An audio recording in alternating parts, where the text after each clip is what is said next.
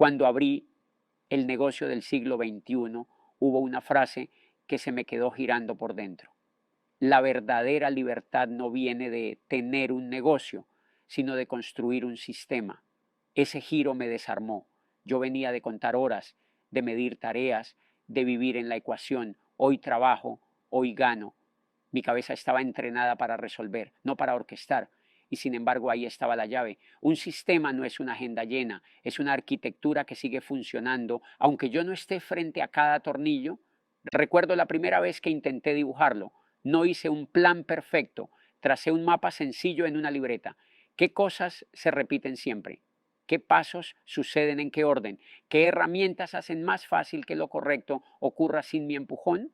En ese ejercicio apareció la revelación con más nitidez. Un sistema no descansa en mi fuerza del día, descansa en un diseño que educa, organiza y multiplica por sí mismo. De pronto dejé de pensar en cerrar algo hoy y empecé a imaginar flujos, entradas, procesos, salidas, momentos de bienvenida, espacios, información clara, mecanismos de seguimiento que no dependieran de mi humor. La sensación fue extraña y liberadora a la vez, como pasar de cargar baldes a tender una canaleta. El agua es la misma, pero el movimiento cambia. En lugar de confiar en mi empuje, empecé a confiar en la estructura. Mensajes que sabían llegar, materiales que explicaban sin adornos, recorridos previsibles que evitaban improvisar cada paso. No se trataba de hacer más ruido, sino de ordenar el cauce para que el agua encontrara su camino natural. Esa idea me cambió la ambición. Ya no buscaba únicamente oportunidades sueltas, quería un mecanismo que las hiciera nacer y madurar con ritmo propio. Un sistema, descubrí, es un maestro silencioso. Enseña lo esencial a quien se acerca, mantiene el orden cuando la emoción baja y permite que lo valioso suceda también en días normales. Desde entonces, cada vez que la agenda se me llena de urgencias, vuelvo a esa libreta. Me pregunto si estoy sumando fuerza o sumando estructura. Y cuando elijo lo segundo, la libertad deja de ser un deseo abstracto y empieza a parecerse a una casa bien diseñada. Respira conmigo, pero no se derrumba si salgo un momento a mirar el cielo. Durante mucho tiempo confundí emprendimiento con libertad. Tenía la agenda saturada, la bandeja de entrada convertida en embudo y la sensación de que, si me detenía un día, todo se detenía conmigo. Llevaba el título de independientes, pero mi ingreso seguía atado a mis horas. Era un autoempleo elegante. Me costó reconocerlo porque por fuera se veía vigor, movimiento, llamadas, reuniones. Por dentro había una dependencia silenciosa. Clientes que pedían que lo atienda José. Presentaciones que solo funcionaban si yo estaba. Decisiones que nadie se atrevía a tomar sin mi aprobación. El golpe de realidad llegó en una semana en la que me enfermé. Bastaron 3 días fuera de juego para ver cómo se acumulaban pendientes, cómo se postergaban llamadas y cómo el flujo se hacía lento. Ahí entendí el punto ciego que el libro señalaba. Si todo descansa en mí, no hay sistema, hay esfuerzo. Y el esfuerzo, por noble que sea, tiene techo. Empecé a mirar mis días con lupa. Detecté patrones, tareas que repetía una y otra vez como si fueran nuevas, información que vivía en mi cabeza y no en un lugar común, respuestas que escribía desde cero cuando podían estar en un guión, pasos que dependían de mi memoria en lugar de un recorrido claro. Más que trabajar más, me pedía ordenar mejor. Pasé de preguntarme ¿qué más hago? A preguntarme ¿qué pieza falta para que esto ocurra sin mí? El primer alivio llegó con cosas muy simples. Dejar un material claro que explicara lo esencial sin mi voz, diseñar un recorrido breve para una primera conversación, documentar en una página los pasos y criterios que yo ya usaba de manera intuitiva. No se trataba de volverme prescindible en lo humano, sino en lo operativo. Cuando esas piezas estuvieron en su sitio, noté algo distinto. Los días normales empezaron a producir resultados normales, incluso si yo estaba en otra ciudad o en un vuelo sin señal. La diferencia entre autoempleo y sistema se volvió visible en los pequeños detalles. Antes, todo variaba según mi energía del día. Después, el método daba una base estable y mi presencia se volvía un plus, no un salvavidas. Ya no necesitaba salvar cada proceso, solo cuidar que el cauce siguiera limpio. Y esa sensación de verdad se parece a la libertad. saber que la arquitectura sostiene el movimiento, que el valor no nace de un héroe, sino de un método sencillo que cualquiera puede aprender y ejecutar con la misma dignidad. Descubrí que el apalancamiento más poderoso en este negocio no venía de una herramienta ni de un plan perfecto, sino de la gente. No hablo de usar a nadie, hablo de sincronizar esfuerzos. Personas distintas, con historias, ritmos y talentos diferentes, unidas por un propósito claro y por una manera sencilla de trabajar que las hace avanzar en conjunto. Cuando eso ocurre, el resultado deja de ser la suma de horas individuales y se vuelve multiplicación. Lo vi en un ciclo de trabajo muy concreto. Una persona con don para abrir conversaciones, otra con calma para explicar sin prisa, otra con la sensibilidad para acompañar el primer paso y alguien más que ordenaba lo práctico. Cada quien hacía poco, pero lo hacía muy bien. Antes intentaba cubrirlo todo yo mismo y terminaba agotado. Ese día entendí que una hora mía invertida en fortalecer a quien multiplica vale más que 10 horas tratando de ser el de todo. El alcance cambió de escala sin que yo corriera más. Cambió porque la red comenzó a respirar con sus propios pulmones. También noté que el apalancamiento humano crea resiliencia. En una semana complicada, viajando y con señal intermitente, el flujo no se detuvo. La agenda siguió. Las presentaciones ocurrieron, los seguimientos se hicieron, los primeros pasos se cuidaron. No porque yo estuviera en todas, sino porque había varias manos sosteniendo el mismo mapa. Cuando uno se cansa, otro toma la posta. Cuando uno duda, otro recuerda el rumbo. Esa rotación natural baja la tensión y sube la confianza. Ya no depende de un héroe, depende de una coordinación. Hay algo más que me conmovió. En una red bien entrenada, el éxito del otro también te empuja. Ver a alguien crecer, ganar su tiempo, recuperar seguridad, te recuerda por qué empezaste. Ese efecto contagio no se puede comprar. Es el corazón del apalancamiento humano. No solo multiplica resultados, multiplica sentido. Yo solo puedo llegar a un punto. Con una red que avanza al mismo compás, el horizonte se aleja y de paso el camino se vuelve más humano. La palabra duplicación me sonaba teórica hasta que la vi pasar de mano en mano. Un día acompañé a alguien en su primera conversación. Al siguiente lo vi repetir el proceso con otra persona y una semana después esa tercera ya estaba enseñando lo mismo. No hubo discursos brillantes ni malabares, hubo un cómo claro: aprender, aplicar, enseñar. Ese triángulo sencillo me mostró que el crecimiento no depende de la genialidad de uno, sino de la claridad del método. Me ayudó mucho volverme exigente con una pregunta. ¿Esto que funcionó hoy se puede enseñar mañana tal cual? Si la respuesta era sí, el sistema ganaba músculo. Si la respuesta era no, lo que tenía era una hazaña bonita. Y las hazañas no se replican. Empecé a notar detalles que hacían la diferencia. Un guión breve que cualquiera podía seguir sin mi voz, un orden de pasos que evitaba saltos, un lenguaje compartido para llamar a cada cosa por su nombre. Cuando el mapa estaba nítido, la confianza crecía sola. Recuerdo una prueba simple que me hizo clic: condensar lo esencial en una sola hoja. Si no cabía, todavía no estaba listo. El día que lo logré, aparecieron efectos inesperados: menos improvisación, menos nervios, menos dependencia de cómo me salga hoy. La duplicación no pedía perfección, pedía consistencia. Y la consistencia nació cuando cada quien supo qué hacer después, sin quedarse mirando al de al lado. Lo más emocionante fue ver la tercera generación. No la persona a la que yo le enseñé, sino la persona a la que esa persona le enseñó. Ahí entendí que el esfuerzo había aprendido a multiplicarse. Ya no era mi forma, era nuestra forma.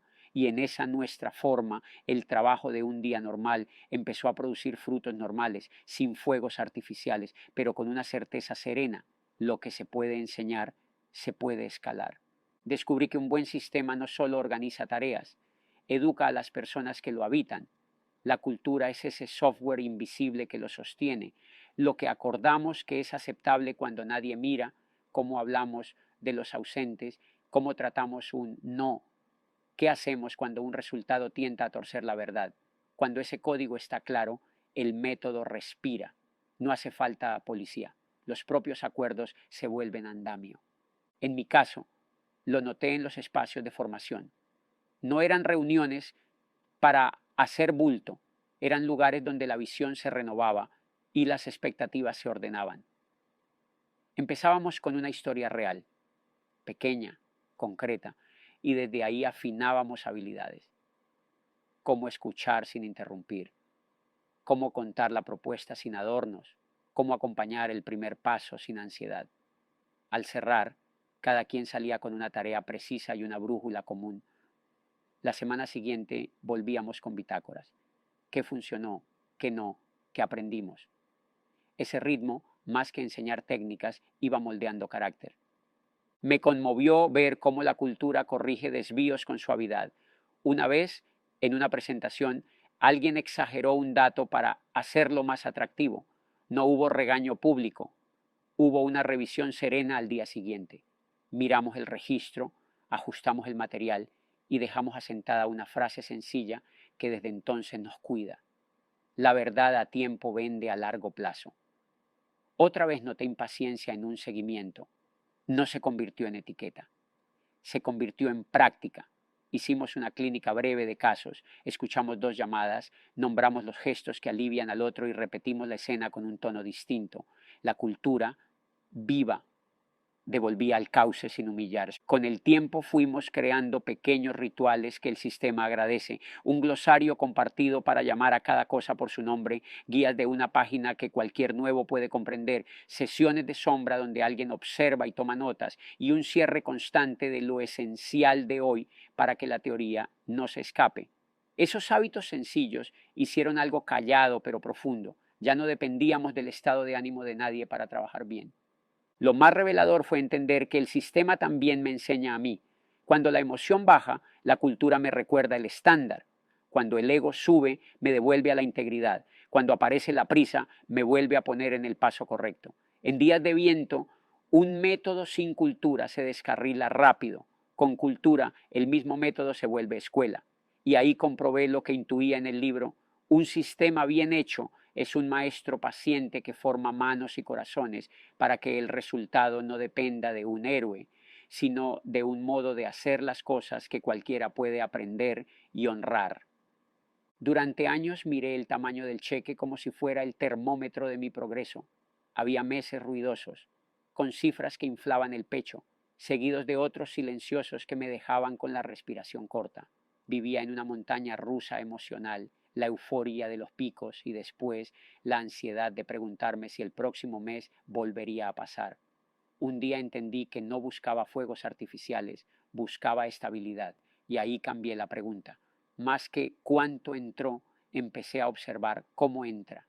Cuando puse el foco en el flujo, la película se ordenó. Un sistema sano, lo vi en mi propia experiencia, no se luce por un golpe de suerte, sino por una corriente que tiende a sostenerse y a crecer.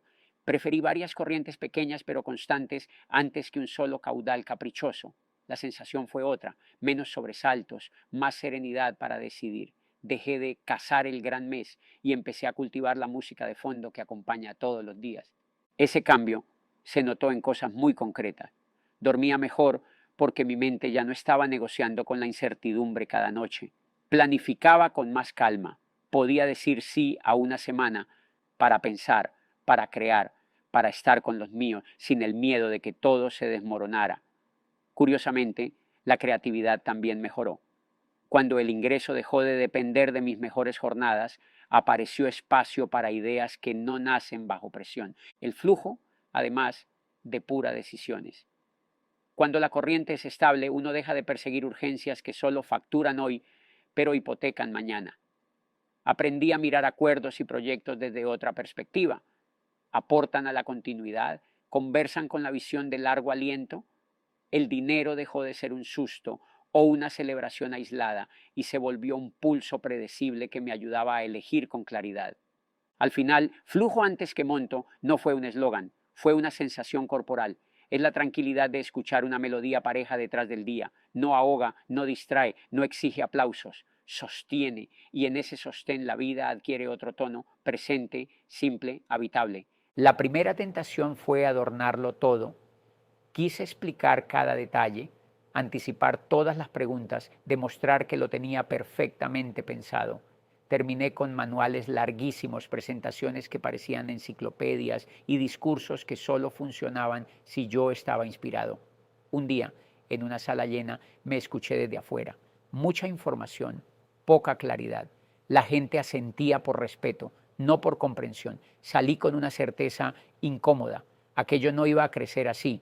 Empecé a quitar, no a agregar. Recorté diapositivas hasta quedarme con las que realmente movían la aguja. Cambié párrafos por frases que respiraban. Donde antes había un mapa laberíntico, dejé un trazo sencillo que cualquiera pudiera seguir en voz normal, sin exhibiciones. Me pasó algo revelador. Cuando el mensaje quedó limpio, la conversación se volvió humana. De pronto, quienes escuchaban podían contárselo a alguien más sin miedo a equivocarse. Lo hacían en sus palabras, con su acento, y aún así la esencia llegaba intacta. Descubrí que la simplicidad no empobrece, concentra, bajo presión, lo simple permanece. En una reunión improvisada, el guión reducido me sostuvo. En una llamada corta, el hilo esencial me acompañó. También noté que la simplicidad ordena el tono. Menos cifras sueltas, más propósito. Menos tecnicismo, más verdad. Cuando el qué y el para qué quedaron claros, el cómo encontró su sitio sin esfuerzo. Con el tiempo, adopté pequeñas pruebas silenciosas. Si el mensaje no cabía en una sola pantalla del teléfono, todavía estaba crudo. Si una persona nueva no podía explicarlo al día siguiente en 3 ideas, aún había ruido. Cuando esas pruebas se empezaron a cumplir, la red ganó velocidad. No dependía de talentos raros ni de memorias prodigiosas. Dependía de una esencia breve y digna que cualquiera podía honrar. Ahí entendí por qué la simplicidad es amiga de la escala. Lo que está bien hecho en pequeño se sostiene en grande, y un sistema, cuando respira así, trabaja también en los días normales, sin espectáculo, pero con un avance que no se detiene. Aprendí a mirar los números como quien escucha un pulso, no como quien recibe un veredicto. Dejé atrás las métricas que inflan el ego un día y lo hunden al siguiente, y me quedé con lo que de verdad cuenta la historia. Conversaciones reales sostenidas cada semana, seguimientos hechos con respeto, espacios de formación que se cumplen y personas nuevas que poco a poco aprenden a enseñar. Cuando observé esas 4 líneas con calma, descubrí algo sencillo. Las curvas dicen la verdad con retraso, pero la dicen. Para no enredarme, armé una bitácora mínima, nada sofisticado. Fecha, cuántas conversaciones abrí, cuántos seguimientos cerré, qué formación viví o facilité, a quién vi dando su primer paso para enseñar. Anotaba también un detalle cualitativo, una frase que funcionó, una objeción que me dejó pensando, un gesto que alivió a alguien. Con el tiempo ese cuaderno se volvió espejo. En semanas con menos actividad no necesitaba inventar explicaciones. Ahí estaba la razón. En semanas en las que los resultados se aceleraban tampoco había misterio. El ritmo previo lo anunciaba.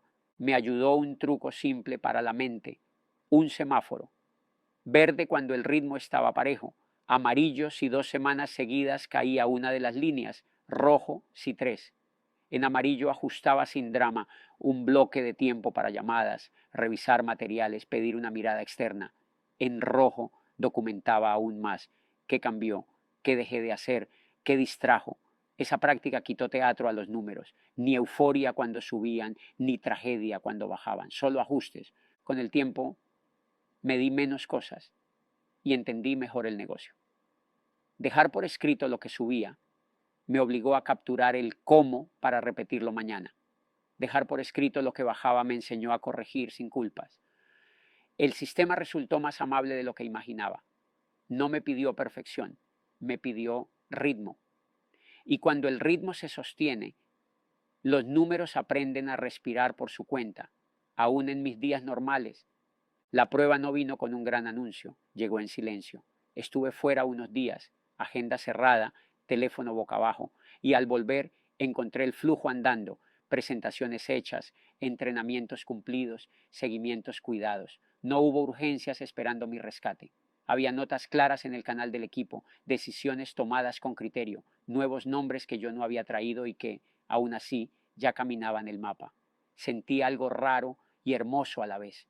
alivio en el cuerpo y una puntada pequeña en el ego, porque entender que no me necesitan para cada paso duele un poquito y, sin embargo, esa es la señal de que lo hicimos bien.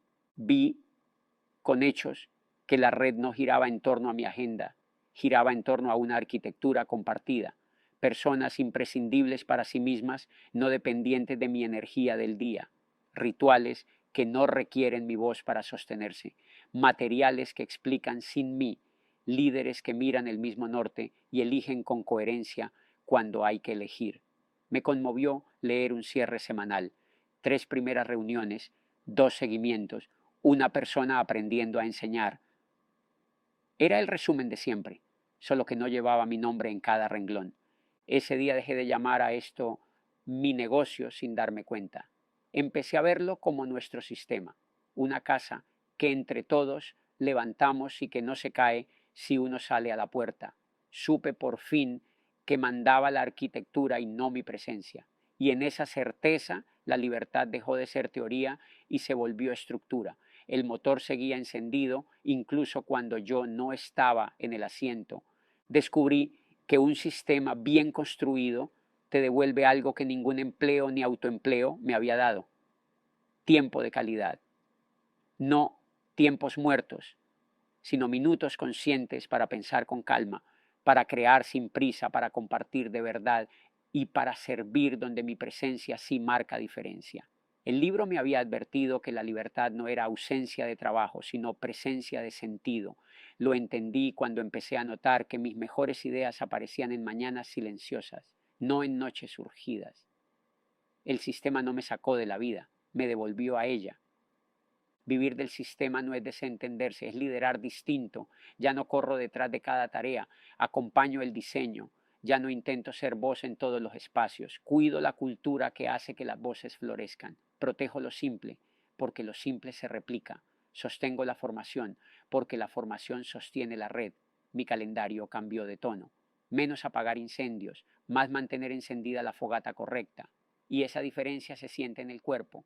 La energía deja de ser un sprint y se vuelve resistencia serena.